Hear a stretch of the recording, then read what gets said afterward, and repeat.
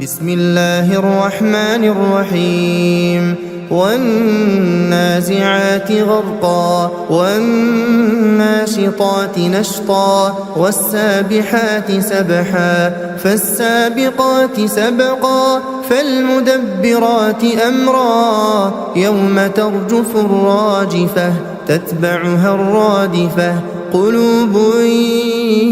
يومئذ واجفة أبصارها خاشعة يقولون أئنا لمردودون في الحافرة أئذا كنا عظاما نخرة قالوا تلك إذا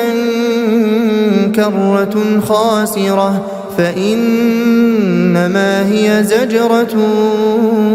واحدة فإذا هم بالساهرة هل أتاك حديث موسى إذ ناداه ربه بالوادي المقدس طوى اذهب إلى فرعون إنه طغى فقل هل لك إلى أن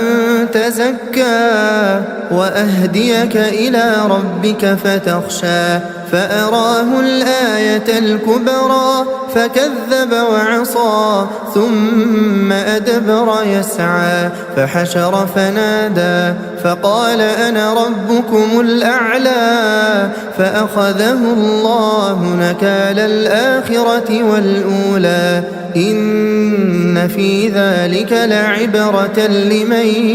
يخشى أأنتم أشد خلقا أم السماء بناها رفع سمكها فسواها وأغطش ليلها وأخرج ضحاها والأرض بعد ذلك دحاها أخرج منها ماءها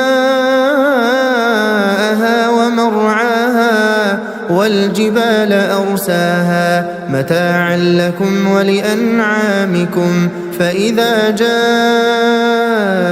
الطامة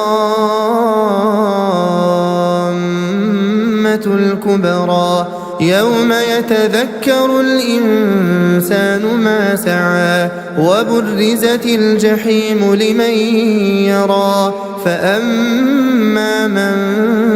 طغى وآثر الحياة الدنيا فإن الجحيم هي المأوى وأما من خاف مقام ربه ونهى النفس عن الهوى فإن الجنة هي المأوى يسألونك عن الساعة أيان مرساها فيم أنت من ذكراها إلى ربك منتهاها إنما أنت منذر من يخشاها كأنهم يوم يرونها لم يلبثوا إلا عشية أو ضحاها.